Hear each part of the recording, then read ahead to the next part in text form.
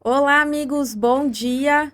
Mais um programa direto ao ponto, hoje num horário diferente, né? Mas como eu já havia explicado, a gente está passando por algumas mudanças que eu vou falar novamente sobre no final do programa. Mas vamos ao que interessa hoje, né? Nós temos o prazer de receber ele, que é professor, é escritor, é poeta e agora foi eleito vereador, né, pelo partido PDT do município de Tramandaí. Seja muito bem-vindo, Gabriel Fernandes. É uma honra te receber aqui. Obrigado por ter aceitado o meu convite. E peço aí, por gentileza, que você cumprimente aí quem já está nos acompanhando e quem vai nos acompanhar aí no decorrer do dia. Muito bom dia, Amanda. O prazer é meu de estar aqui conversando contigo hoje aqui no Direto ao Ponto.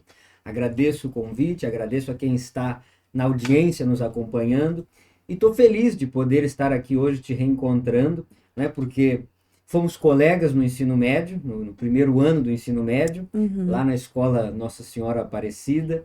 Então, fico feliz de rever amigos que fazem parte da nossa trajetória de vida aqui na cidade. Muito obrigado. Eu acho que a gente foi no fundamental também, porque eu lembro de ti, a gente era menorzinho, tu era cabeludinho. Não, Não? não no fundamental. Eu estudei na escola Castelo Ah, Branco. então eu que estou viajando, pessoal, né? Eu tinha a impressão que foi no fundamental também, mas foi no primeiro ano. Mas eu que digo, tenho muito orgulho em te receber aqui hoje como vereador, né? E também não só como vereador, mas como professor, que é uma profissão linda, né? O qual eu trabalhei durante 7 anos na coordenadoria. Então é uma profissão que eu tenho muito respeito, né? Que é o professor, professora. E também, né? Que tu é um escritor, tu é poeta, enfim. Então muito me orgulha ver aonde tu chegou, né? E saber que lá no passado a gente, né, estudou junto, enfim, e cada um seguiu a sua vida. Hoje, né, tu está na vida pública, né, representando o povo aí de Tramandaí. Eu estou aqui hoje, né, me aventurando como apresentadora, né? E ontem até eu estava lembrando com meu pai, porque ele apresenta aqui também, Sim. mas já faz um tempinho que ele não pode estar presente nos programas. A gente estava até relembrando alguns colegas nossos, né? Eu não sei se tu lembra da Carol, ela era até emo na época, a gente. Aí ela. Hoje a gente estava vendo, né? Hoje tu vereador, eu tô aqui, ela tá nos Estados Unidos, né? E a gente vê como a vida passa, né, para todos e a gente segue um rumo, né? E às vezes eu não sei se isso já tava, se era um sonho teu seguir na vida pública. Como é que isso, né? Acho que a gente pode começar a nossa conversa daí. Quando é que surgiu essa vontade, né? Porque tu também foi conselheiro tutelar, Sim, né? Então, conta aí pra nós como é que foi. Também tu tem políticos na tua família, né? A gente sem sabe aí dúvida. que o teu vô é o prefeito atual agora do município, então nos conte aí como é que surgiu.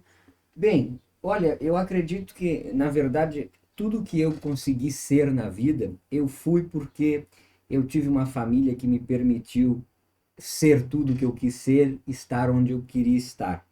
E isso começa antes dos meus avós, pelos meus bisavós, o seu Adão e a dona Maurília, que foram pessoas extraordinárias na minha formação, que me constituiu enquanto sujeito, uma vez que me contavam histórias. A partir do momento em que eu tinha o prazer de ter as tardes todas ali, ouvindo as histórias que eles tinham para me contar, eles me fizeram um imaginador. Né? O meu bisavô me contava histórias de um sujeito chamado Celso Correia Dávila, que havia sofrido um golpe militar e não pôde exercer o cargo de prefeito para o qual foi eleito. Eu tive a felicidade de, nos dois momentos em que disputei eleições, ter o Celso ao meu lado. Quando concorri no Conselho Tutelar, o Celso estava lá. Agora, o ano passado, quando concorri a vereador, o Celso estava andando ao meu lado. Então, isso é algo que me comove, me motiva bastante. Depois, saber que eu era neto de um político e de uma professora também fez com que eu tivesse muito viva o que era a militância, né? O que era lutar por direitos sociais, por política, uma vez que fui aluno também no ensino fundamental de uma escola que fica num bairro periférico da cidade, a Escola Dom Pedro, onde a minha avó, professora Noeli, foi aluna, professora e diretora, tendo exercido toda a sua carreira de magistério numa única escola do município.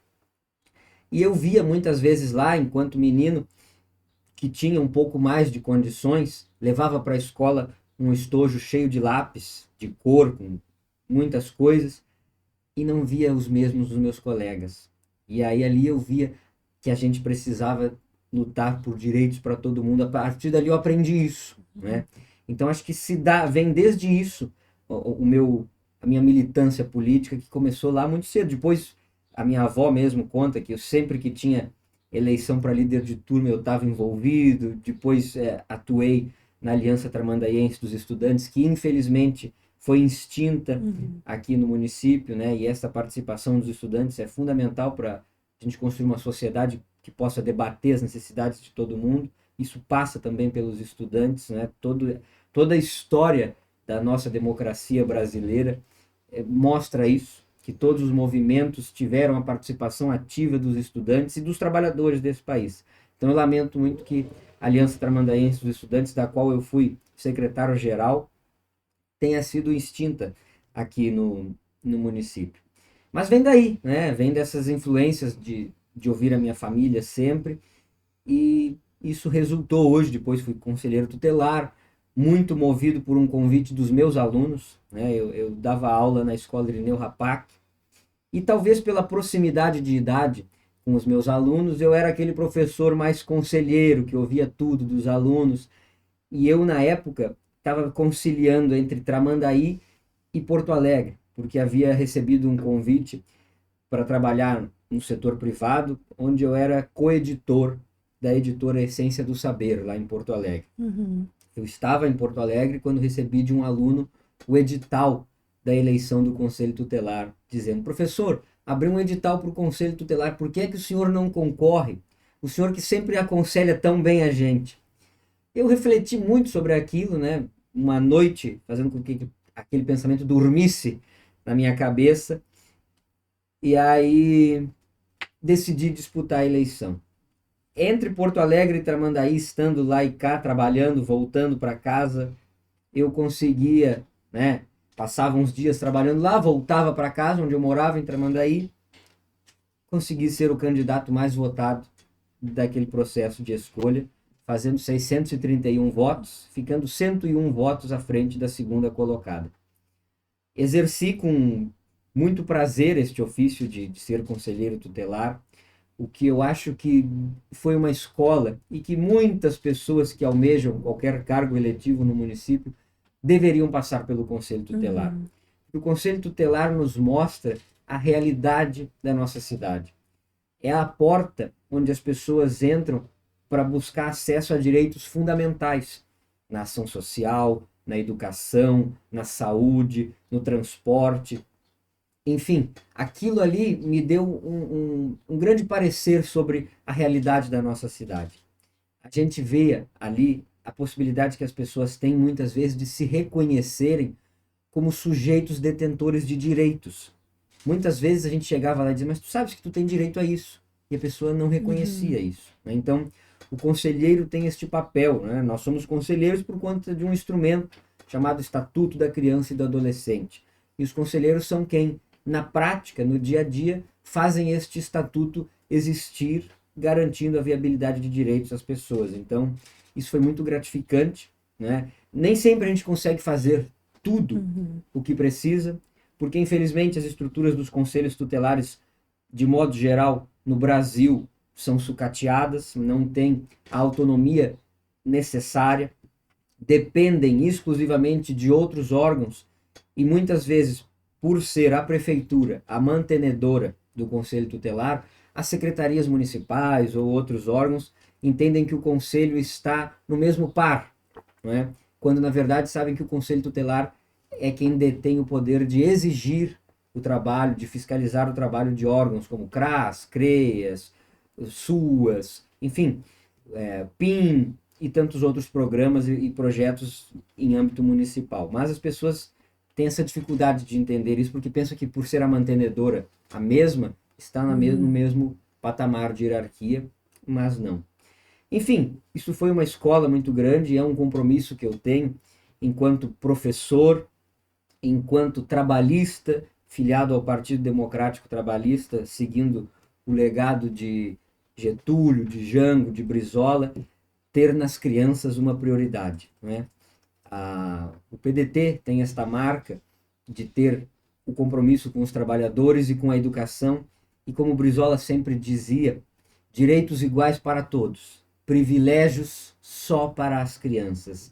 Então eu venho desta vertente, né? O Conselho Tutelar foi uma escola, a ideologia política a qual eu escolhi militar e defender tem este compromisso também, e isso fez com que, então, eu estruturasse a minha campanha em 5 pilares principais de atuação: educação, cultura, meio ambiente, infância e juventude e pessoas idosas. E acho que essa minha trajetória no Conselho Tutelar me preparou muito bem para entender a nossa cidade, saber as suas necessidades, porque o conselheiro tutelar só pode atuar se ele estiver na rua, se ele estiver diagnosticando os problemas da cidade, né, enfrentando, reconhecendo que as pessoas enfrentam no seu cotidiano para poderem existir. E então chego à Câmara com estes 5 pilares principais, sabendo também que lá na Câmara a gente é vereador de toda a cidade e há outras pautas, né, que a gente precisa ser um pouco clínico geral para atuar, mas basicamente é isso, né? Essa minha caminhada, em resumo daquilo que tu perguntastes inicialmente. Eu venho desta vertente de uma família que me contava histórias, que me pôde fazer ser um imaginador e sonhar as coisas, porque se a gente pode imaginar, a gente pode fazer. E aí, passando pelo Conselho Tutelar, pela minha formação como professor, acabei chegando à Câmara Municipal. Que lindo, que bacana essa história. Gabriel, aproveitando que a gente falou sobre sobre a tua passagem, né, sobre a tua trajetória como conselheiro tutelar, eu lembro que tu não quis a reeleição, né? Eu não lembro bem eu não quero também errar mas tu disse na época que tu era contra a reeleição do conselho. Não, Eu não sei se tu era contra, enfim, eu sou contrário às reeleições de modo geral, né? Eu não disputei a reeleição do Conselho Tutelar, mesmo sabendo que eu teria uma reeleição garantida, né? Sim. Não vou dizer que, talvez nem garantida, mas uma reeleição segura, se eu a disputasse com condições de viabilizar essa reeleição. Acabei não disputando porque eu acredito que os espaços de poder, principalmente no sistema democrático, precisam de alternância. As pessoas não podem ser donas das cadeiras que elas ocupam, porque isso, de certa maneira, faz com que os espaços não tenham oxigenação, não recebam novas ideias. Então, baseado neste pensamento, eu acabei não disputando a reeleição, apoiei a professora Carmen Subirana Fortuna como minha sucessora, fazendo-a conselheira tutelar, né? Nós elegemos a professora Carmen, que hoje está exercendo o mandato de conselheira tutelar e que herdou as minhas pastas, foi realmente a minha sucessora lá no Conselho Tutelar. E o que acontece? Eu já conversei, inclusive, com algumas pessoas sobre essa minha posição de não disputar reeleição. Hoje, por exemplo, se me perguntarem, eu não tenho convicção de que vou disputar a reeleição para vereador. Mas eu baseio isso muito no quê? Nos maus políticos. Tem gente que vai se reelegendo e não apresenta resultados efetivos. Nós temos no Congresso Nacional deputados que estão lá há 20, 30 anos e quando tu vai analisar os números deles, não tem nem 10 leis aprovadas. Então, eu acabo baseando isso pelos maus, quando na verdade, outro dia, uma amiga minha, professora, me fez refletir, mas Gabriel, e aqueles políticos que trazem bons resultados, será que não merecem a reeleição? E aí eu pensei, opa, eu infelizmente não tinha pensado por este lado. A gente baseia pela negatividade da política tentando oxigenar, mas vê que de repente quem exerce bons mandatos pode merecer a sua recondução. Mas de modo geral eu acredito que o nosso sistema de governo deveria passar por uma reforma. Eu acredito que os cargos de nível legislativo deveriam ter um mandato talvez de 6 anos, enquanto os mandatos de executivo deveriam ter um mandato de 5 anos sem recondução, né? Podendo ficar 5 anos no poder um prefeito, um governador, um presidente, sai outro em 5 anos e aquele que foi anteriormente poderia disputar depois, para que houvesse justamente esta alternância, esse arejamento no poder. E de modo geral, os legisladores, como funciona o mandato de senadores?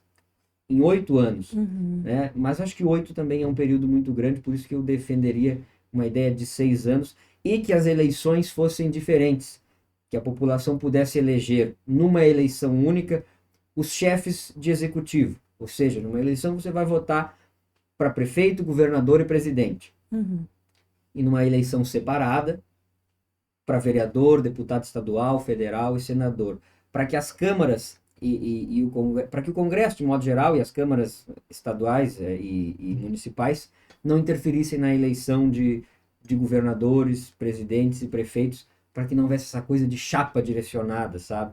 Eu acho que isso seria um grande avanço para a democracia brasileira, que ainda é uma jovem senhora e precisa de aperfeiçoamento. Mas isso é papo para quem é deputado federal, né? Não para mim que sou um vereador municipal.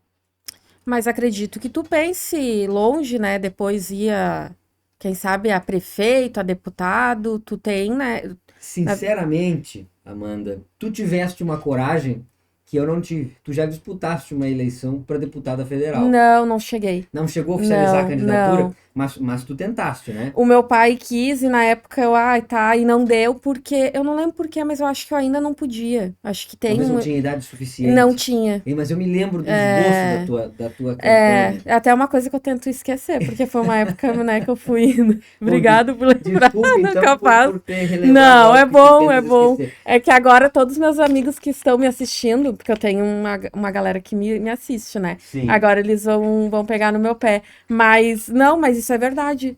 Isso aí é verdade. E na época eu não tinha idade suficiente, se eu não me engano. Eu acho que é com 21 que É é, o né? mínimo, é.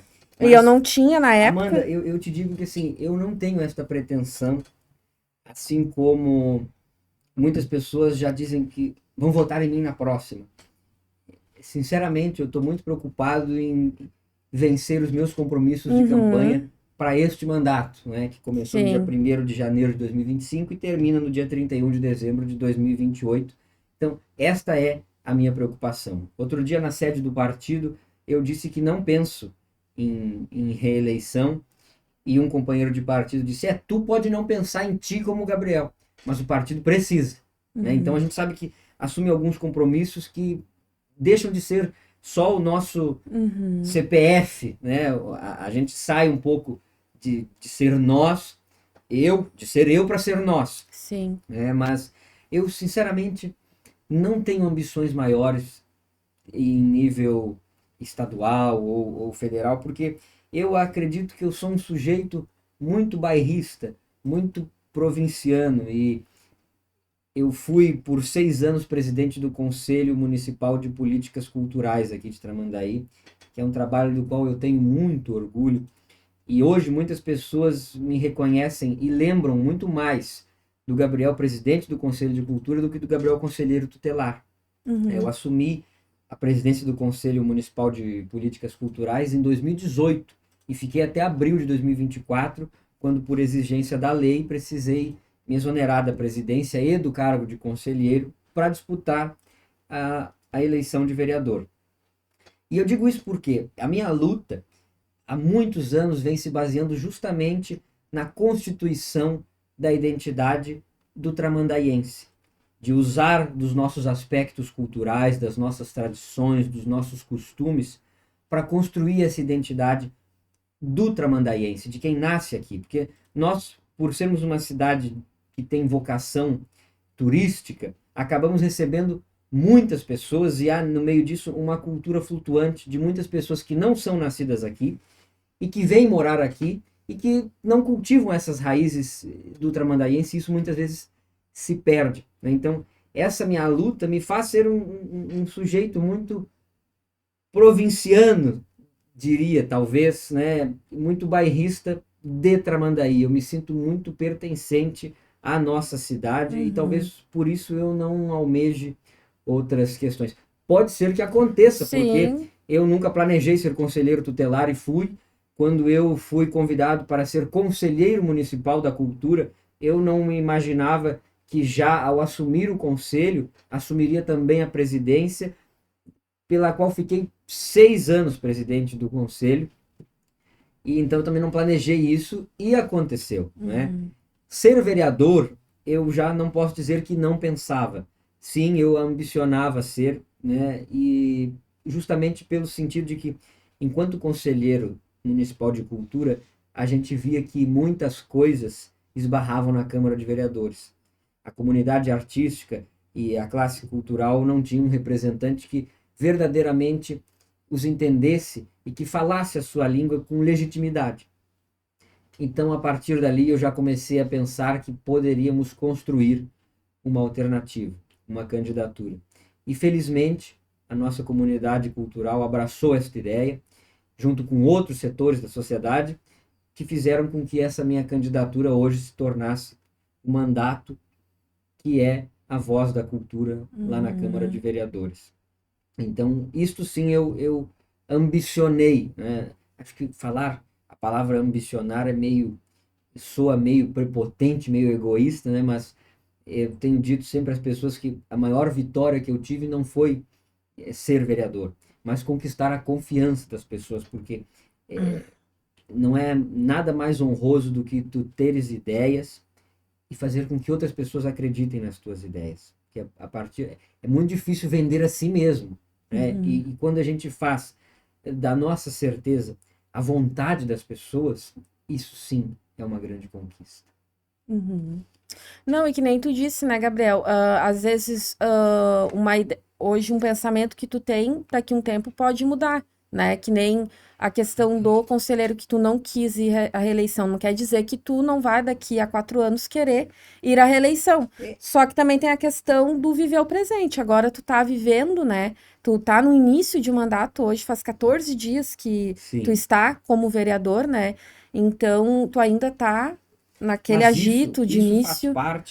isso faz parte justamente desta cultura que as pessoas têm de que a partir do momento que tu conquistas um cargo, ele é teu e tu precisa fazer a manutenção daquele mandato, né? E quando eu anunciei que não seria candidato à reeleição do Conselho Tutelar, muitas pessoas falavam como se aquilo fosse errado, né? Como se abrir mão de um mandato fosse algo ruim, né? E não entendiam, mas como tu vai deixar de ser? Eu digo, eu não era, eu estava, né? Assim como agora eu estou vereador. E isso é para ver, não vou dizer que seja erro teu, não é isso que eu quero dizer agora, mas de modo geral, algo cultural que está na cabeça das Sim, pessoas que, por exemplo, a gente fala, e já fui em outras entrevistas e aconteceu a mesma coisa, da projeção do futuro, sim. né? Nós estamos aqui falando da possibilidade ou não de uma reeleição. Claro, talvez porque tenha ficado marcado na minha figura o fato de não ter disputado uma reeleição que tinha uma recondução muito segura. Sim. Mas, por exemplo, nós poderíamos ter começado falando sobre o começo, sobre as ações do mandato.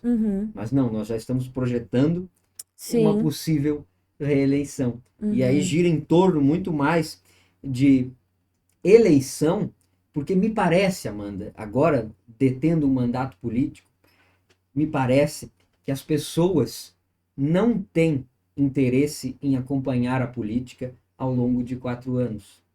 As pessoas têm um interesse muito sazonal de acompanhar a política na eleição.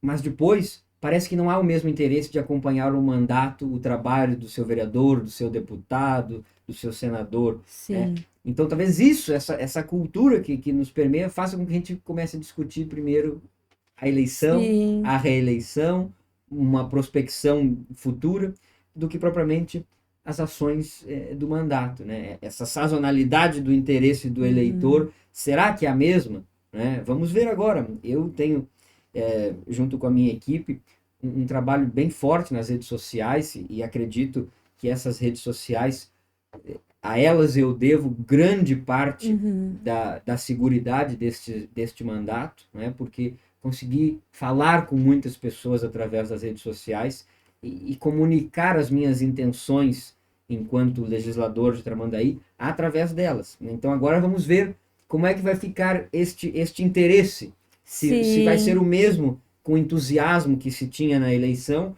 ou se agora já votei, já está eleito, sim. se o interesse sai. Porque muitas pessoas na campanha diziam, olha, tu não vai ser um vereador que só vai me aparecer aqui daqui 4 anos de novo, né? Uhum. E eu procurava dizer às pessoas, olha, eu não quero ser este vereador que só vai aparecer daqui 4 anos, mas eu também não quero que tu sejas este eleitor que só vota na eleição municipal de 4 em 4 anos. Eu quero receber o teu voto, mas eu também quero que tu faças parte do mandato, que tu Sim. acompanhe, que tu participe, que Que vá tu nas traga sessões na ideias, Câmara. que vá às sessões da Câmara, Isso. né? Ontem, Amanda, por exemplo, quando fiz uso da tribuna nas explicações pessoais, até me assustei de começo, mas eu fiz uma cobrança aos meus pares de que tenham respeito pelo horário da sessão. Uhum. A sessão está marcada para as 19 horas na segunda-feira. E a gente convida a nossa comunidade para estar lá e anuncia que o começo da sessão é às 19 horas. E aí, 19 horas chega, e a sessão vai começar às 7h20, 7h30, 15 para as 8 da noite. Isso é muito desrespeitoso com a nossa Uhum. população. Então, a gente faz esse chamamento para que a comunidade participe conosco. E se a gente faz esse chamamento, nada mais justo do que a gente esperar a comunidade lá na hora marcada, Sim. né? Nada mais elegante do que a pontualidade para mim. Uhum. A pessoa pode não estar bem vestida, não saber falar com palavras rebuscadas, mas para mim a maior elegância que alguém pode ter é a pontualidade. E eu sou muito Caxias nesse aspecto. Uhum. Então, ontem eu fiz essa fala e fui muito aplaudido por um senhor que até se colocou de pé, um morador da zona sul da cidade, e ao final da sessão, ele veio me cumprimentar por aquilo, né? Então, eu acho que é isso. A gente precisa, se a gente vai fazer esse chamamento ao povo, e como eu disse, eu não quero que as pessoas votem só de 4 em 4 anos, porque eu também não quero aparecer só de 4 em 4 Uhum. anos. Mas este é um trabalho que deve ser feito junto, né? E isso é um sinal muito forte também da democracia, porque nós estamos lá para servir a nossa população. Uhum. A hoje deputada federal Luísa Erundina, quando foi prefeita de São Paulo, não tinha maioria na Câmara e maciçamente fez o seu mandato e conseguiu aprovar os seus projetos, as suas proposições na Câmara, mesmo com minoria, porque levou a população para dentro da Câmara Municipal. Uhum. Então, a população estava ao seu lado. E se eu quero que seja assim, né, permanentemente dialogando com a nossa comunidade, porque a gente sabe que, enquanto vereadores, nós vamos ter olhos para tudo, né? Eu Sim. moro num bairro da cidade. Eu não consigo estar presente em todos os bairros da cidade ao mesmo tempo. Uhum. Então, eu vou precisar que a Amanda tenha um olhar sobre a rua dela, sobre o seu bairro e me traga, né? Porque quem mora no local é que identifica os seus problemas, né? E que pode apresentar muitas vezes as soluções melhor do que eu, que estou Uhum. lá legislando. Uhum. Então, se a gente faz esse chamamento para que as pessoas estejam presentes, nada mais justo do que começar na hora a sessão da Câmara. De que Sim. respeitar aqueles que saem das suas casas numa segunda-feira à noite e estão lá para acompanhar os debates sobre a sua cidade. Sim, não, e concordo com essa questão da pontualidade. Eu também sempre fui muito exigente. Confesso que agora, depois que eu virei mãe, a gente meio que perde um pouco a noção do tempo, né? Mas eu acho que compromissos, que nem sessões nas câmaras, enfim, o trabalho tem sim que ter essa pontualidade, né? Até Sim, te parabenizo por essa tua postura ontem de ter falado que isso aí realmente precisa ser falado mesmo, ser batido na tecla até que isso aí seja corrigido e comece sim a respeitar o horário, né? Porque se tu tá convidando ali, né? No caso, os vereadores estão convidando a comunidade, ok, alguém ali, as pessoas chegarem atrasados, que nem eu trabalho até às 19 horas. Eu até pensei ontem eu passei na frente, só que eu precisava ir para casa, enfim, questão de doença na minha família, meu marido tá com uma enfermidade, mas eu ia chegar uns 10 minutinhos atrasada e pelo jeito eu ia esperar mais um pouco até começar e aí até eu ir embora, enfim, né? Mas é muito boa essa tua visão aí sobre a pontualidade. Outra coisa que eu queria ver contigo, que eu queria, né, é sobre, eu achei muito bacana aí das tuas questões, né, no que tu bateu muito sobre a cultura e sobre o cuidado ao idoso na tua campanha. Eu acho que a educação é importante, eu sempre vou bater na tecla. Eu sou mãe, eu trabalhei, né, na 11ª CREA ali em Osório, então a educação para mim é a base de tudo. E sim, é a educação e a saúde. Só que eu, falando por mim, eu vejo muitos candidatos batendo muito na tecla educação e saúde, e esquecendo a cultura, esquecendo o idoso muitas vezes, que daí a criança também, mas tu esquece o idoso, né? Parece que não tem tanta políticas públicas para os idosos, voltado para os idosos. E o que me chamou a atenção, que foi um candidato que falou sobre isso, e outro candidato que falou sobre cultura, e também sobre até projeto voltado para os idosos, foi o Ivan Apolinário, que agora também é vereador, né? Então eu queria que sim que tu falasse mais, até para quem não foi teu eleitor ou está te conhecendo, né? Até porque tu vai ser um vereador para todos, não vai ser vereador, né? E não só tu, acredito também que o prefeito, o vice-prefeito não vão ser prefeito só para quem votou nele, só para quem é eleitor dele, vai ser prefeito, tu vai ser vereador para todos, né? Os votos que a gente recebe só tem uma utilidade. No dia da eleição, definir quem será eleito, quem será suplente e quem não foi eleito. A partir do momento em que somos eleitos, aqueles votos que nós recebemos fazem com que a gente seja vereador de todos os eleitores da cidade, né? Então eu recebi 618 votos, mas eu hoje sou vereador de mais de 58 mil pessoas. Sim. E quem conhece a minha história de vida e a minha trajetória sabe que os idosos sempre foram presentes na minha vida e muito significantes no meu processo de construção do conhecimento e de vida.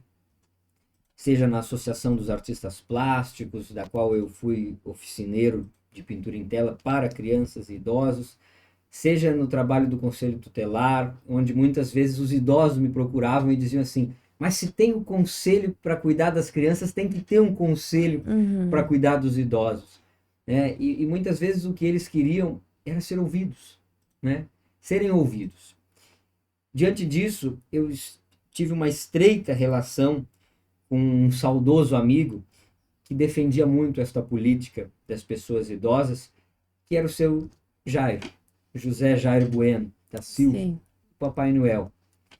Foi presidente da AIAPLIN, Associação dos Idosos, Aposentados e Pensionistas do Litoral Norte, e uma associação da qual eu tive um grande apoio na eleição.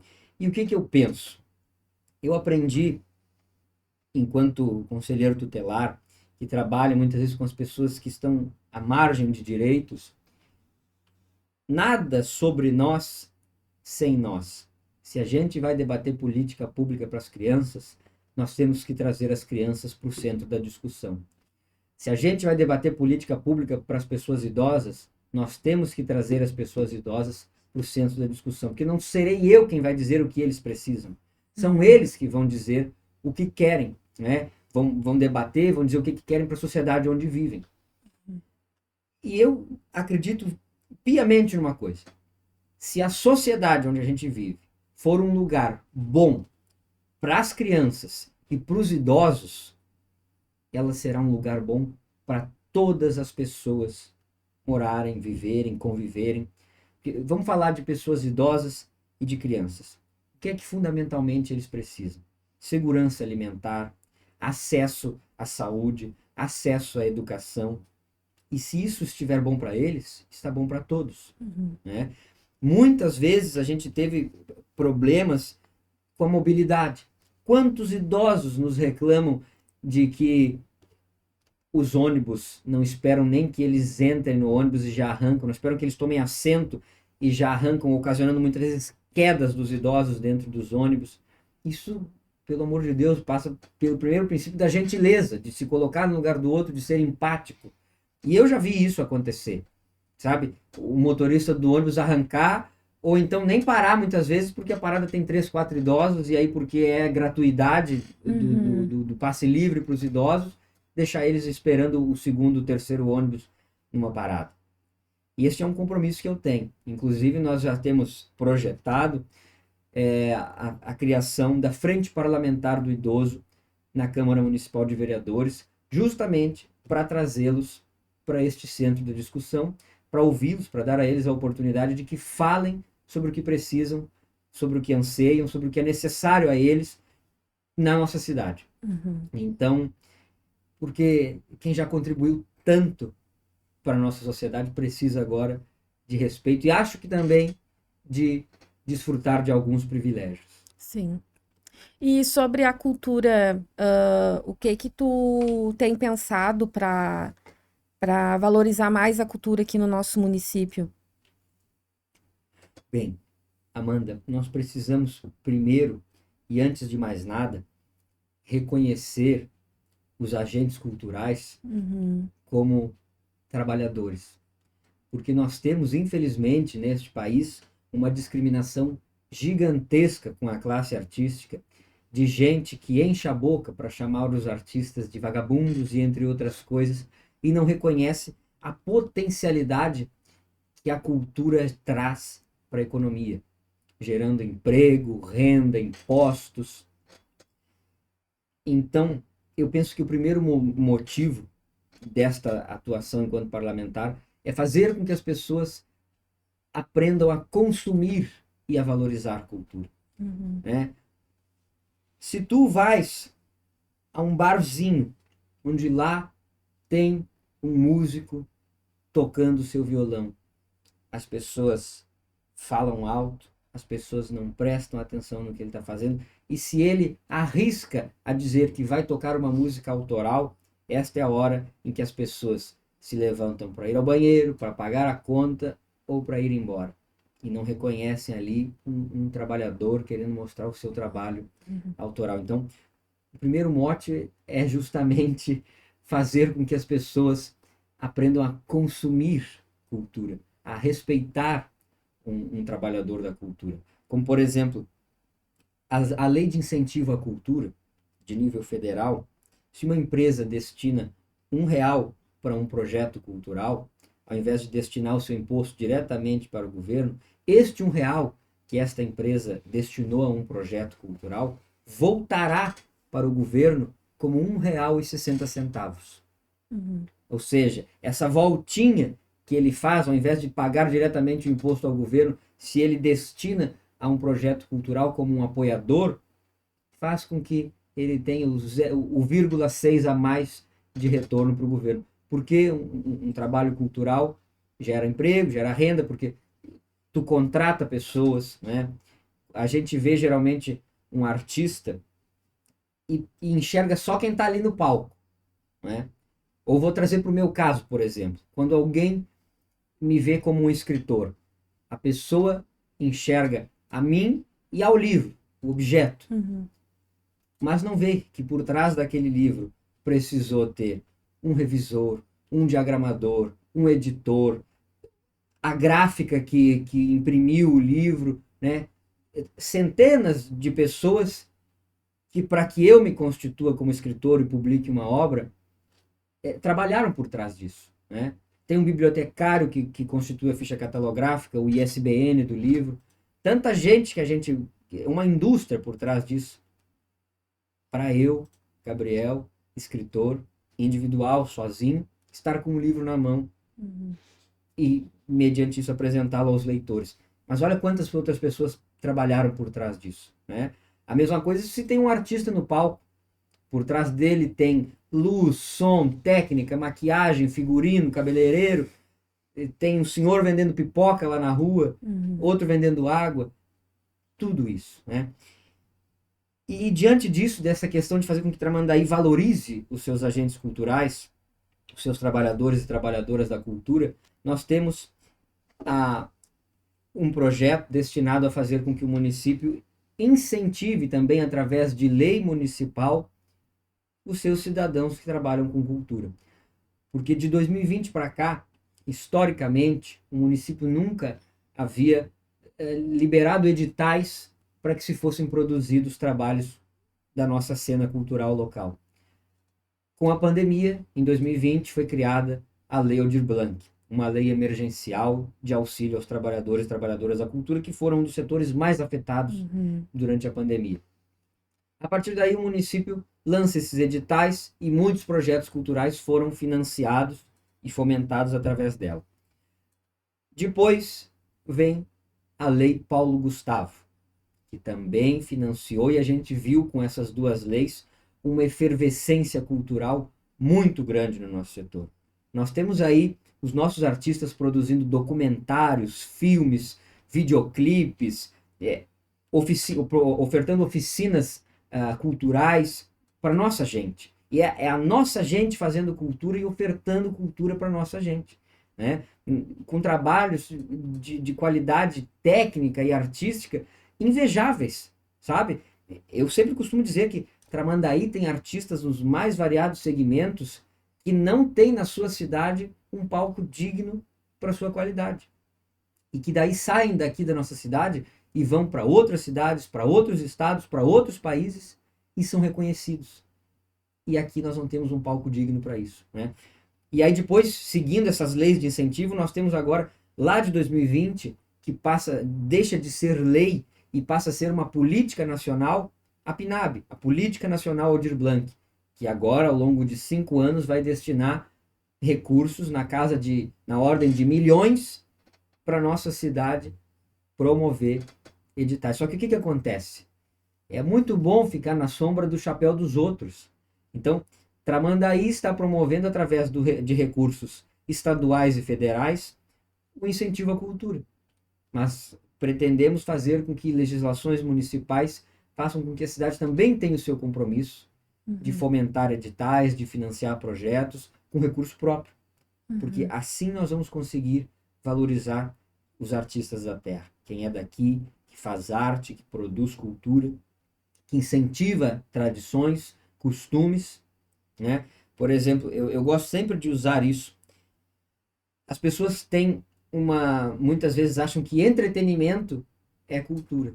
Não necessariamente, né? A cultura pode promover também entretenimento. Mas vamos falar do que é a nossa cultura. Tramandaí é uma cidade litorânea que, diferentemente de outras cidades litorâneas, não se desenvolveu a partir da beira da praia, não se desenvolveu a partir do mar. Nós nos desenvolvemos enquanto vilarejo de pescadores a partir da beira do rio Tramandaí.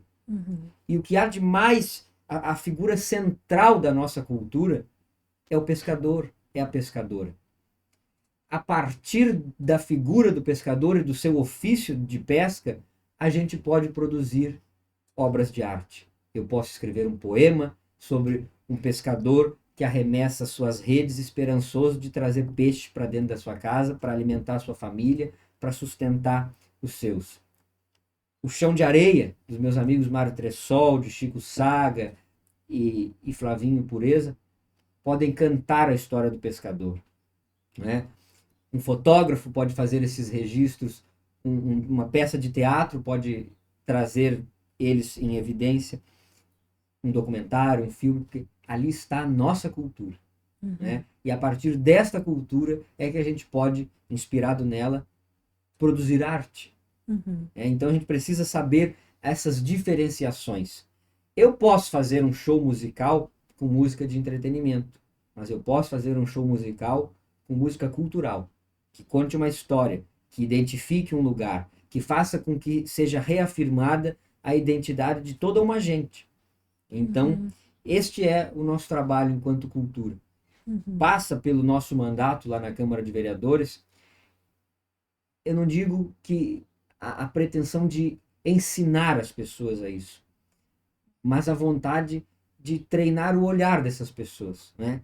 De ensiná-las a olhar e ver verdadeiramente essas coisas. Tem uma passagem, e aí já falo um pouco enquanto professor de literatura, de um texto do Eduardo Galeano, que eu gosto muito, que, em resumo, né, é uma crônica, eu não vou citar toda ela aqui, mas, em resumo, um filho chega junto com o pai diante do mar e espantado com a beleza, com toda aquela vastidão do oceano, ele olha para o pai e diz assim: pai, me ensina a olhar. Vê que bonito isso, né? A criança ali diante do mar, vendo o mar pela primeira vez, pede para o pai que ensinasse ele a olhar para aquele mar, né? E é isso que eu tenho vontade de fazer, de treinar o olhar das pessoas para nossa gente que produz cultura aqui na cidade, né? Que olhem, que percebam, que vejam, que realmente enxerguem tudo o que é possível.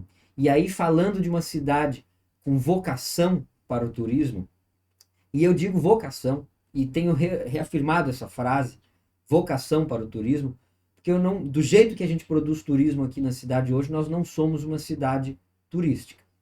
Nós somos uma cidade que tem atrativos turísticos, que são explorados de uma maneira razoável, eu diria. Precisamos aprimorar isso. E eu já tive uma conversa com o secretário de turismo, Anderson Jesus André, falando justamente sobre isso, que eu seria parceiro dele para que a gente pudesse promover realmente uma cidade turística e não uma cidade que tem o mar como um atrativo turístico. As pessoas vêm para Tramandaí tomar banho de mar, as pessoas vêm para Tramandaí para veranear, mas poucas pessoas vêm para Tramandaí para desfrutar das nossas lagoas, do nosso rio, da nossa zona rural, não é? Enfim, tem tantas outras coisas que a gente poderia explorar e a cultura passa por aí. Se a gente vai numa cidadezinha do nordeste do país, a gente vê que além das praias belíssimas que eles têm, existem rotas culturais, existem rotas históricas que fazem com que as pessoas visitem museus, igrejas, pontos turísticos que não são só as praias do Nordeste, né? Chuta uma pedra e diz aqui no ano de 1500 o imperador chutou essa pedra. E aí se constitui toda uma história para contar que o imperador passou por aquele local. Tramandaí foi palco de uma das maiores manobras de guerra que a gente já teve na história. Por aqui passaram os lanchões do Giuseppe Garibaldi quando foram tomar Laguna. A nossa ponte chama-se Giuseppe Garibaldi. As poucas pessoas sabem que essa ponte chama-se Giuseppe Garibaldi. Entende a potencialidade turística que nós podemos ter se a gente souber contar as nossas histórias?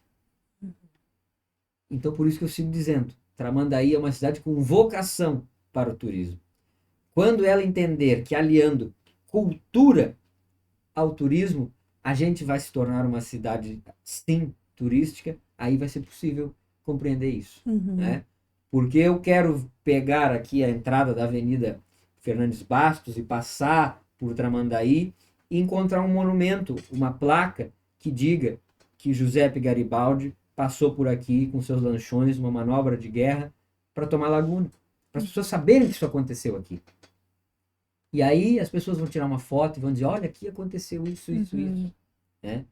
E a gente não sabe contar essas nossas histórias. Enquanto isso não acontecer, nós vamos ficar com a vocação para o turismo. Quando a gente compreender que é necessário unir cultura ao turismo, aí sim nós vamos ser uma cidade turística. O secretário, inclusive o secretário de cultura aqui do município é um músico, né? O Paulinho Ricoli. Também acompanho ele nas redes, ele já está fazendo um trabalho, né? Se unindo ao secretário Anderson também. Até ele já foi te visitar, né? Sim. O Paulinho, antes de ser o secretário da cultura, a gente fez uma reunião e até achamos engraçado, né? Porque, bom, é uma visita oficial do vereador ao secretário ou uma visita oficial do secretário ao vereador. Grande bobagem, a gente falou, né? Ele usou um outro termo, né? Mas eu vou respeitar aqui a tua audiência. E aí grandes M, continuamos sendo o Paulinho e o Gabriel. E antes de mais nada, é isso. Nós somos agentes culturais. O Paulinho, músico, escritor, né? Que compositor, foi né? compositor. Ele é isso e sempre será esse artista. E está secretário. Da mesma maneira eu, como professor de literatura, como escritor, como poeta, como intérprete, sempre serei isso. Estarei vereador. por um período, enquanto a população achar que eu possa servir a ela. Então, o nosso trabalho será conjunto, independente de siglas partidárias, né? Porque a gente quer trabalhar pela cultura e eu penso que esse é um momento histórico para a nossa comunidade cultural. Nós temos um representante da cultura no Legislativo e temos ocupando o cargo de secretário da Cultura realmente um artista. Sim. Não apenas um carregador de bandeira que trabalhou na campanha para um candidato a prefeito e que por convenções partidárias ocupou um cargo. Não é isso. Nós temos lá verdadeiramente um artista. E isso é muito importante. Porque a partir dessa legitimidade, a gente vai conseguir dialogar com a nossa comunidade cultural como pares. As pessoas não vão, e eu nem quero isso, que olhem para mim e me chamem vereador. Os meus pares da cultura, os artesãos, os músicos, os artistas plásticos, enfim, os artistas de modo geral, vão continuar me vendo como um par, como uma porta aberta para que a gente possa promover aquilo que a gente sabe que é necessário. Da mesma maneira, tenho certeza, falo pelo Paulinho nesse sentido. Né? Antes de mais nada, o Paulinho é meu irmão, é meu amigo, verdadeiramente meu amigo. E, inclusive, na campanha eleitoral, estando em partidos diferentes, enfrentou isso. Porque, mesmo estando no MDB, declarou publicamente o seu apoio à minha candidatura. Eu estando no PDT, o nosso candidato a prefeito, ele tendo o seu candidato a prefeito lá no MDB, declarou publicamente isso. E ali a gente começou a mostrar que, para que a gente tenha esses avanços, era preciso estarmos unidos pelos propósitos, pelas causas que a gente defende, né? Colocando as legendas partidárias em segundo lugar. Sim. A gente sabe que as legendas são importantes pelo nosso sistema de governo, né? Ninguém pode ser candidato sem ter um partido. E nisso eu fiz questão de saudar o vereador Ivan Apolinário, como o primeiro suplente do MDB, que assumiu o cargo de vereador, fazendo a ele uma deferência especial, reverenciando ele pelo que como as pessoas o conhecem, como o Ivan da dupla Ivan e Paulinho, o nosso cantador, o nosso tocador de viola, que também é um agente cultural, que estará lá na Câmara de Vereadores ao nosso lado. Então, a minha acolhida a ele foi nesse sentido. Eu não recebi o Ivan Apolinário lá, eu recebi o Ivan Apolinário vereador, eu recebi o Ivan músico, o Ivan artista, né? Que tanta gente já ouviu, já se sentiu feliz e desfrutou de bons momentos ouvindo o Ivan em cima de um palco cantando. Então, é isso. Nós precisamos mostrar que as nossas causas são muito maiores do que os nossos compromissos partidários. Claro que há compromissos partidários que são inegociáveis. E é por isso que eu também escolhi um partido. Por saber que tem causas que são inegociáveis e que eu preciso defender dentro da minha ideologia. Né? Então, por isso eu escolhi o meu PDT. Mas, a partir deste momento, um grande conselheiro, um grande amigo que eu tenho, me dizia sempre isso. Nós somos trabalhistas, mas a partir do momento que tu estiveres na cadeira de vereador, tu é vereador de todo mundo.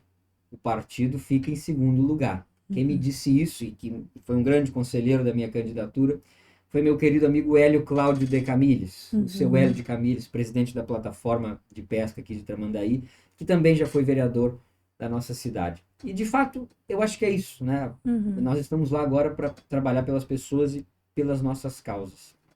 Sim. Até tu falou ali, eu trabalhei uma época da minha vida, até eu te vi, muitas vezes eu trabalhava de garçonete ali no Jorges. Sim. E o Paulinho tocava ali, o Serginho Sá tocava ali, o Gustavo Ribeiro, o Felipe Gonçalves.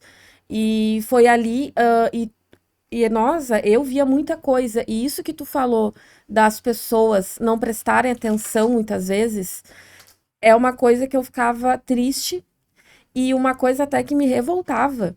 Era quando eu estava perto do caixa e as pessoas... Tinha gente que não queria pagar o couvert. Isso. Gente, pra mim, assim, eu ficava assim, furiosa, porque... Ah, mas eu nem prestei atenção, sabe? Ou eu nem Entende que isso fazia passa questão. pelo processo de aprender a consumir cultura? E isso é uma responsabilidade do poder público, da administração. Não basta que a gente oferte cultura. Sim, A gente precisa fazer com que as pessoas aprendam a consumir sim. cultura. E também a respeitar, porque ali é uma profissão.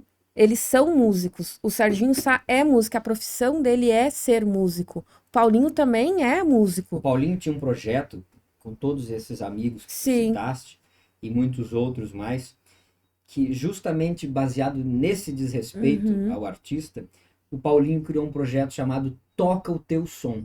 Uhum. E o George já foi palco disso, Sim. como outros lugares. Na noite em que acontecia o Toca o Teu Som, o artista ia para lá e só tocava a sua música autoral. Uhum. E as pessoas que iam até o projeto sabiam que iam naquela noite para prestigiar aquele artista. Uhum. Isso é elementar. Uhum. Elementar.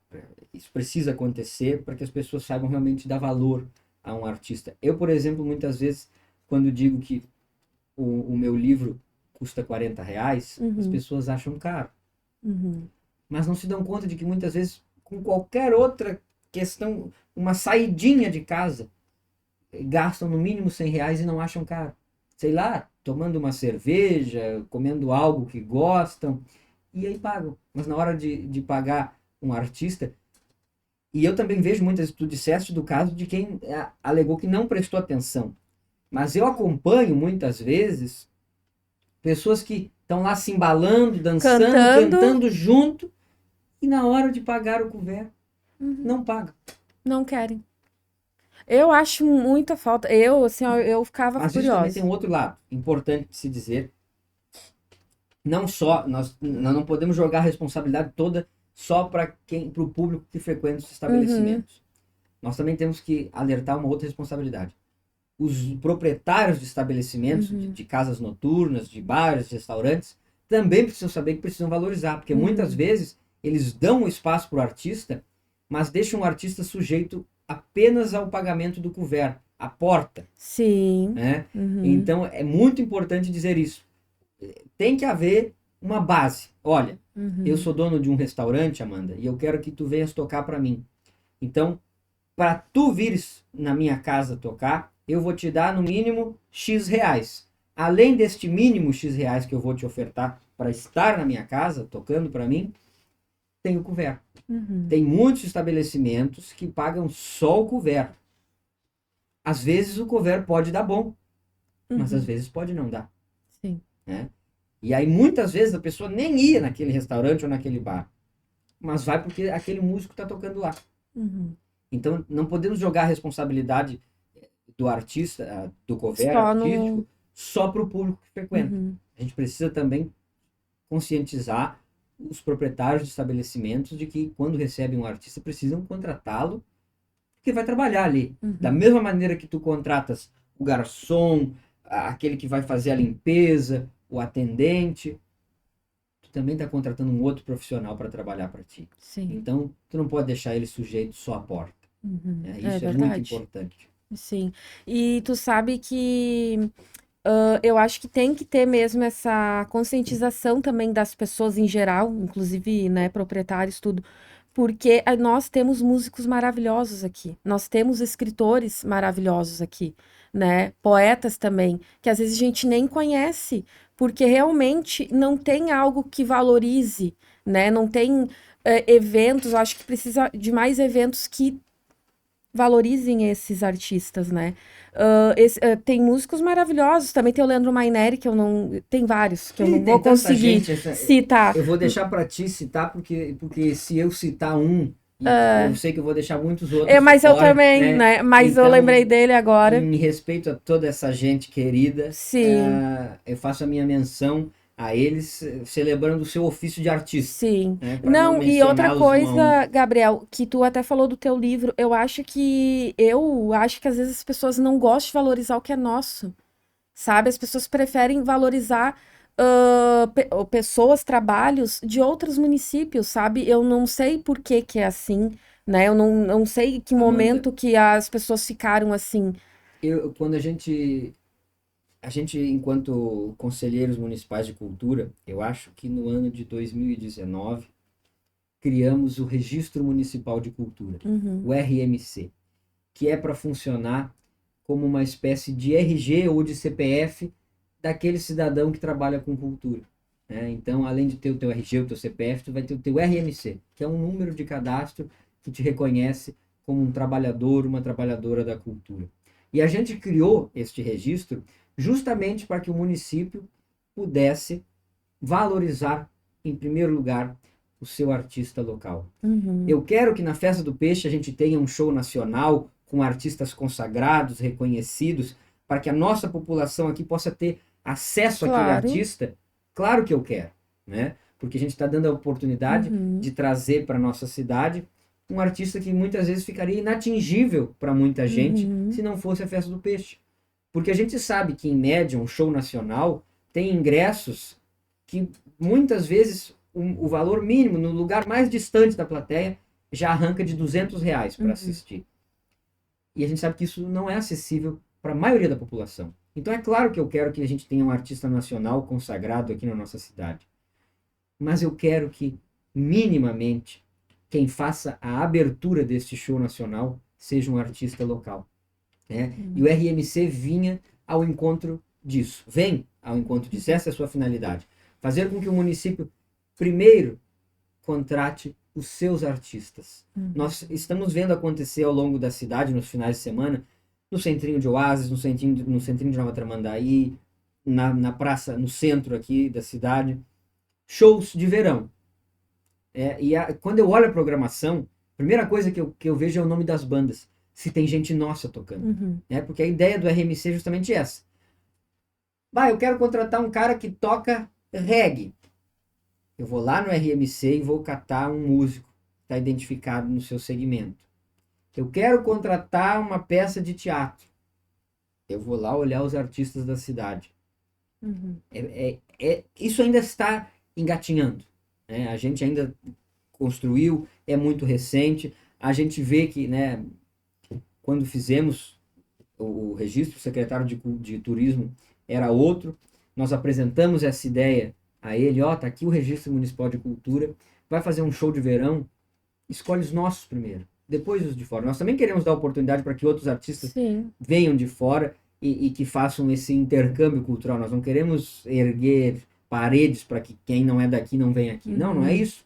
Não, o que nós queremos é construir justamente esta política de parcerias, onde os nossos artistas toquem em outras cidades, outros artistas toquem aqui, mas que a gente tenha um compromisso fundamental de trazer os nossos artistas para o palco, para os nossos palcos.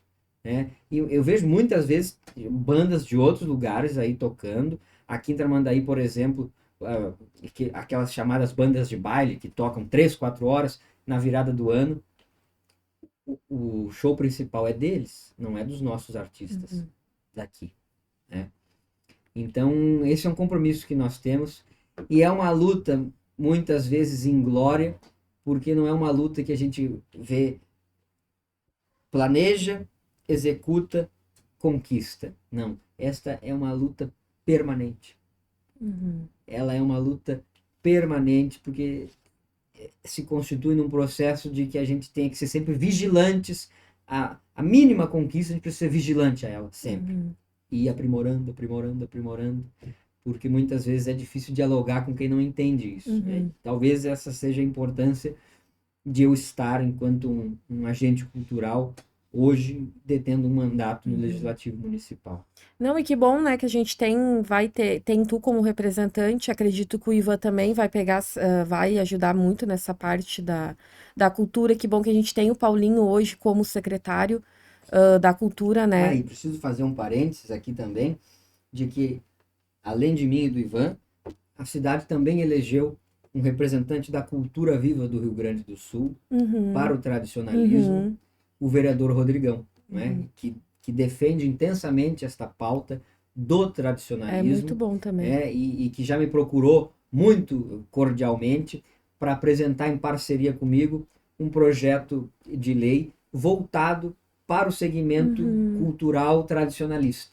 Né? Então acredito que nós vamos, ao longo desses 4 anos, firmar grandes parcerias, e este é um avanço. Né? Nós temos lá hoje no Legislativo um poeta, um tradicionalista e um músico.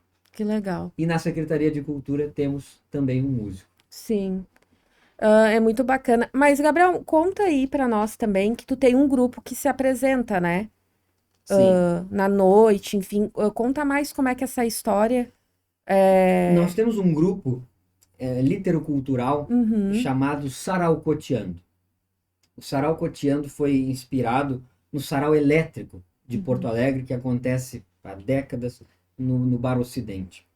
Nós sentíamos falta de ir a um lugar aqui na cidade onde a gente pudesse ter um sarau, né? Ouvir a leitura de textos, a interpretação de textos e música. Pensando nisso, a Ilana Len, a Marisabel Len, que são minhas colegas escritoras, e eu iniciamos esse projeto. uhum, No começo, o projeto tinha sempre um músico convidado. A partir do momento em que a gente foi trabalhando isso, vendo que o projeto se consolidou realmente, que já tinha apelo do público, nós tínhamos agendas mensais em casas, né, fixas, uma vez por mês aqui, outra vez ali. A gente viu que a gente precisava dar uma encorpada melhor no projeto, e então foi onde entrou o Cris Corrêa como uhum, músico fixo do Sarau Cotiano. A gente conseguiu um prestígio dentro do cenário local que nos fez já estar há 3 anos consecutivos integrando a programação da Feira do Livro de Porto Alegre, que é a maior feira uhum, do livro a céu aberto da América Latina. Então nós estamos lá nesse trabalho. E a gente faz isso, nós nos apresentamos em feiras do livro, em bares, onde nos chamar, que nós legal. estamos lá. E aí a gente traz essa cultura da literatura mesclada à música, né? Celebrando a arte da palavra. Eu tenho fascínio pela palavra Uhum, por conta de todas as suas possibilidades. uhum, A palavra falada, a palavra escrita, a palavra cantada, a palavra interpretada. E a gente faz isso no Sarau Cotiano, né? uhum, Leva textos mais emocionantes, mais intimistas, mas também leva textos engraçados, né? Que fazem com que as pessoas riam. E acho que é mais fácil tu derramar no palco com a leitura, com a interpretação de um texto, é mais fácil tu derramar uma lágrima da pessoa uhum, do que tu arrancar uma gargalhada. uhum, Por mais que pareça contraditório, eu percebo isso, né? uhum, É mais fácil tu emocionar de uma maneira intimista a pessoa do que tu arrancar uma risada dela. Porque a risada, ela é um ato muito mais espontâneo, uhum, né? E para que ela seja provocada, precisa ali realmente de todo um aparato para isso, de interpretação, de imersão do texto, né? Eu, uhum, por exemplo, prefiro muito mais interpretar os textos de autores outros do que os meus, uhum, né?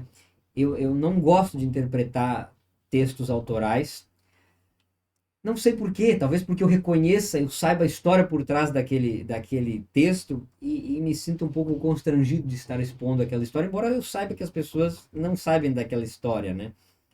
E, por exemplo, se tu me pede para declamar um poema, eu vou ter três, quatro de memória que não meus, mas meu é difícil que eu saiba de cabeça um. Então, o Sarau Cotiano surgiu disso, dessa necessidade de a gente apresentar, a gente queria ver alguma coisa, vai no bar, só tinha a música, né? E aí a gente queria também ter um espaço onde a gente pudesse ofertar às pessoas essa interpretação dos textos, da palavra em outras formas uhum, artísticas. E já estamos aí há 6 anos com o projeto. Resulta desse projeto já um livro em parceria, né? A Marisabel, a Ilane e eu produzimos um livro chamado Sarau Cotiando em Versos, né? Tem o Sarau Cotiando, que é o projeto, o grande projeto, que é Sarau Cotiando, espalhando arte por aí. Disso já resultou o Sarau Cotiando em Versos, que é uma coletânea de poemas meus, da Marisabel e da Ilana. E já estamos agora trabalhando na produção do segundo volume do Sarau Cotiando em Versos, onde nós vamos colocar também as composições do Cris Corrêa, nosso músico. Então uhum, já estamos trabalhando aí mais um livro que uhum, deve ser lançado, eu acho que para a Feira do Livro de Porto Alegre em novembro, né? A Feira Estadual do Livro. uhum. Que legal, eu até citei, né, à noite, porque eu vejo muito que vocês ali no Porto Imbé, que é um bar ali, né? no município de Imbé, que é um bar maravilhoso, já tive a oportunidade de ir. E eu vi que vocês vão muito ali, né? Vocês vão seguido ali. Sim, o Porto Imbé foi a gestação do Uhum, Sarau Cotiano, né? E a gente se reunia lá, começava a debater isso, essa falta desse tipo de programação cultural na região. Então a gente gestou e ele nasceu lá, né? A uhum, primeira casa que nos acolheu, que nos recebeu, onde nós nos apresentávamos com o Sarau Cotiano, foi o Porto Imbé, que é uhum, uma casa extraordinária que tem muito respeito pelos uhum, nossos artistas. uhum, Porto Imbé, a família Hesler, eles têm essa consciência daquilo que eu estava falando sobre um proprietário de casa noturna, de bar, de restaurante, deve ter com os seus artistas. Eles entendem que há uma integração entre um bar e um artista, entre uhum, trabalho, né?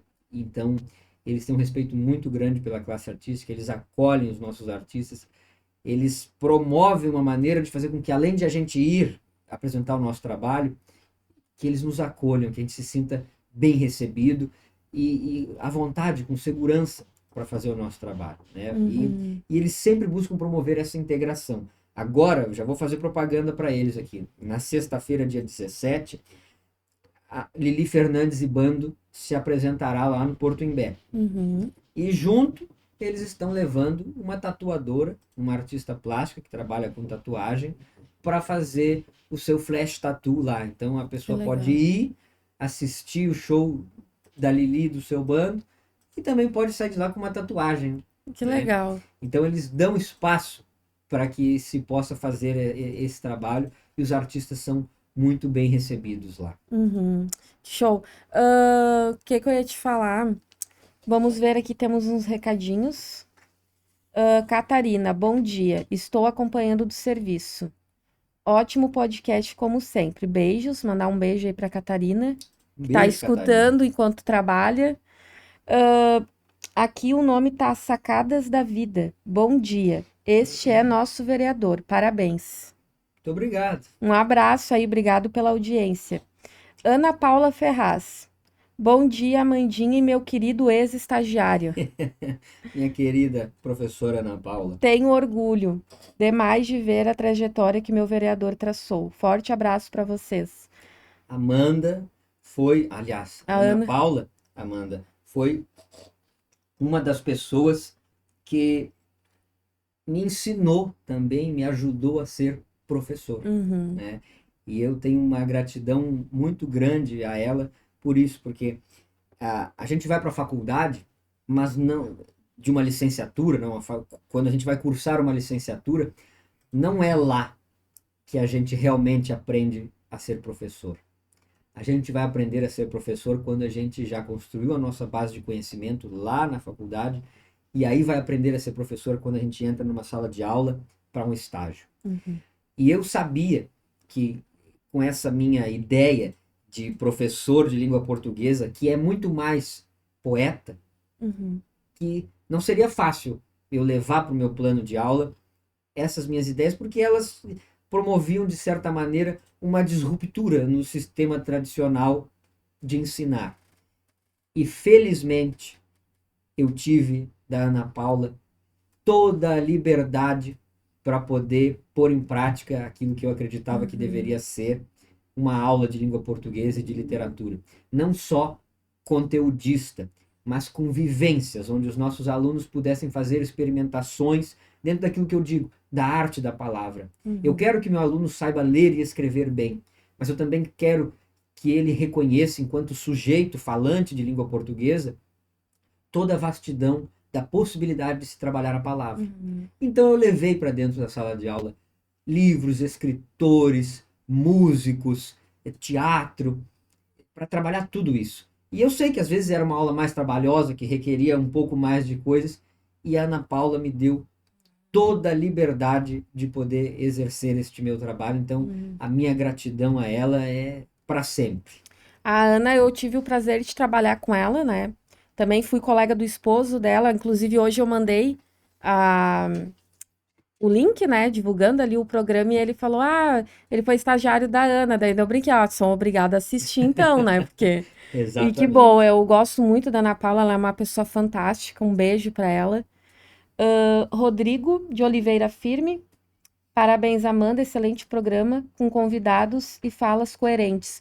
O Rodrigo, ele também é professor, ele já esteve aqui no nosso programa, ele atualmente é o coordenador regional, adjunto da coordenadoria aqui de Osório, né? Mandar um abraço aí para ele. Tá sempre aí nos acompanhando quando é possível também. A Marlene, bom dia, estão de parabéns pelo programa. Um abraço então para Marlene Borges, muito obrigada aí pela audiência. Muito obrigado, gente, pela paciência de me ouvirem aqui. Capaz, é muito bom te ouvir, Gabriel. A gente é muito bom te ouvir, tu sabe falar, tu sabe conduzir, né? Eu adoro, né? Digo também que tô muito feliz por tu estar vereador, porque eu tenho um carinho, a gente se conhece, né? Desde a escola.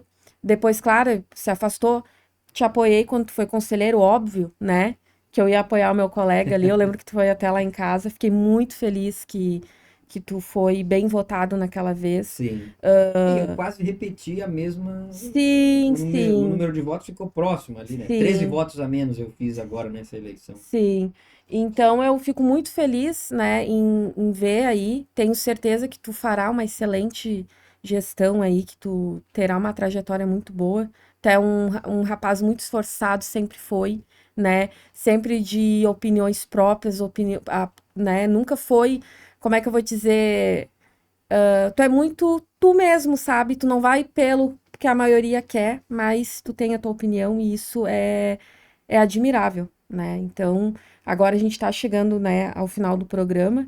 Te agradecer mais uma vez, porque eu sei aí, que deve estar sendo bem corrido para ti nesses primeiros dias. E aí tu abrir a tua agenda aí, conseguir encaixar de vir até aqui, né? Não falar só comigo, mas também com várias pessoas, né? Que tem pessoas aqui nos escutando agora no ao vivo, mas assim também vai ter pessoas que vão nos escutar depois, né? Sem Porque fica dúvida. salvo, né, aqui no nosso canal. E às vezes não tem como assistir na hora, assistir depois, e a gente também tem muito isso, né? Eu recebo muita mensagem após o programa que, assisti agora, muito bom. Então, muito obrigado. Também já deixo aberto se quiser voltar aqui, né? De repente, daqui a 6 meses, enfim, para fazer um balanço dessa tua primeira, né? Os primeiros 6 meses do teu mandato, a gente aqui vai adorar te receber. Conta aí com a gente, né? E espero aí que tu tenha gostado também, né? Tu sabe que eu estou iniciando. Fiquei um pouquinho nervosa quando eu te convidei, tu aceitou, confesso. Falei, como assim ele aceitou, gente? Né? De boa, assim, sim, eu vou.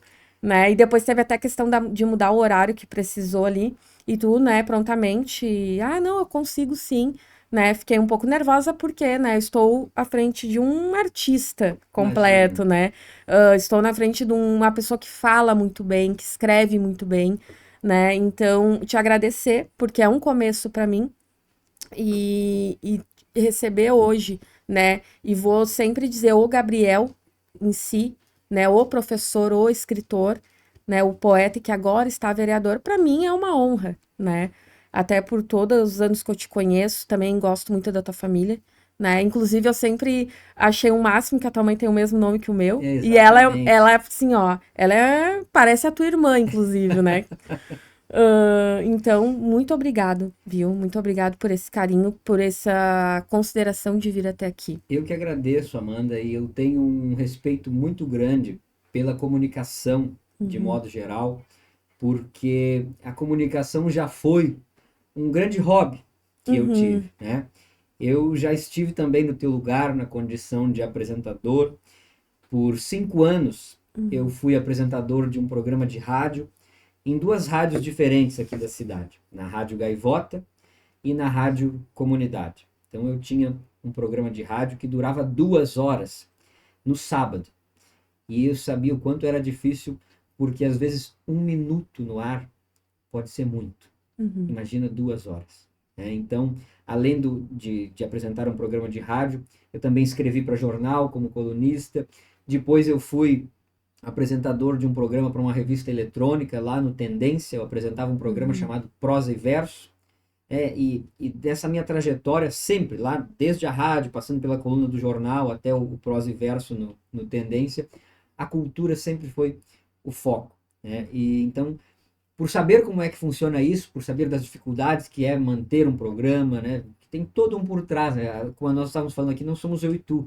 Tem um Uhum. estúdio, tem uma produtora, tem a técnica que ajuda a pôr este programa no ar. Então, o meu respeito sempre muito grande, sempre que possível que eu puder atender ao chamado, eu virei, né, a todos aqueles que fizeram o convite, justamente por este respeito, por saber como é que Uhum. funciona a comunicação. Então, eu só tenho a agradecer esta oportunidade de estar aqui, de falar às nossas pessoas, porque a gente acaba falando ali dentro das nossas bolhas nas redes sociais, eu falo para o meu público, né?